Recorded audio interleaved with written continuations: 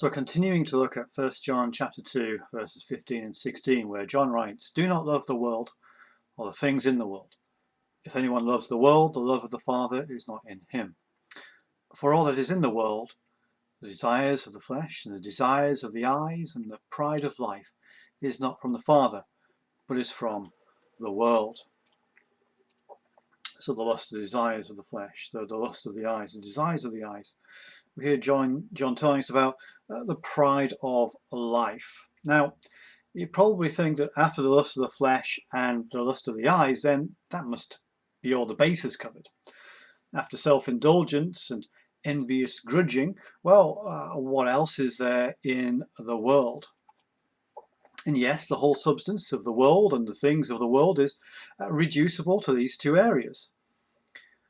That is, well, what I long to possess and enjoy myself, and secondly, what I cannot calmly bear to see possessed and enjoyed by any other. We've been looking at those over the last few days. So these two views are what the whole of what is what is substantial in the world.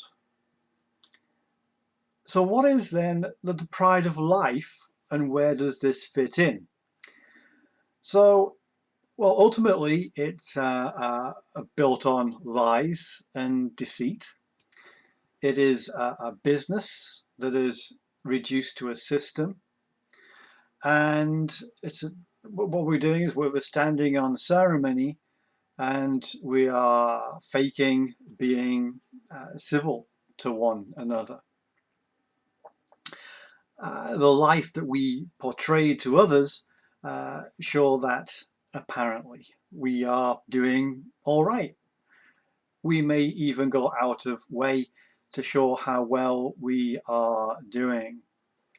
So the pride of life is about us deceiving ourselves because we still have the world in us.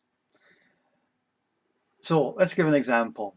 Okay, so maybe an apocryphal story. Well, we live in the age of Facebook. And the story goes that a family goes out, maybe to the beach for a day out.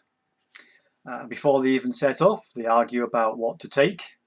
They argue on the best way to get there, and maybe they've even argued about which beach to go to.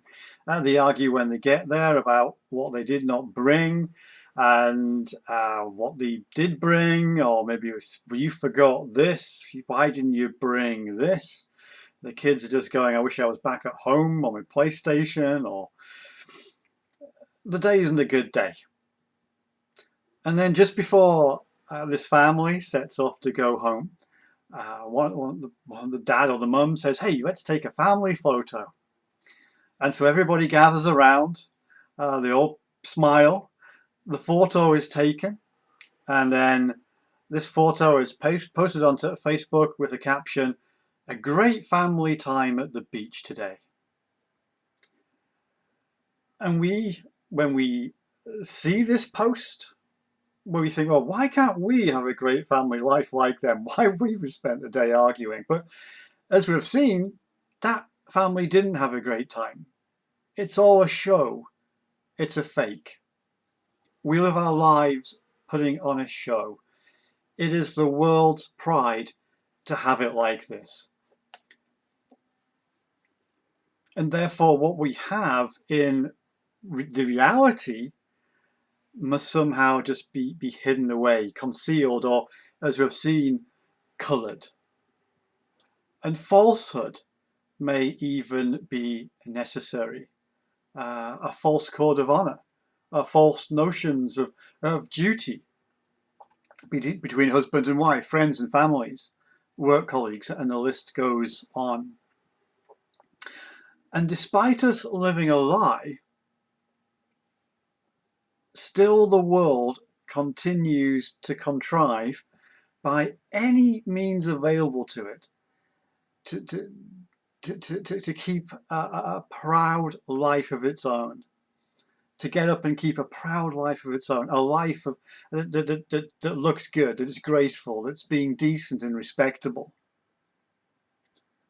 So that all of these situations look good, but really they're hiding a reality that is not good.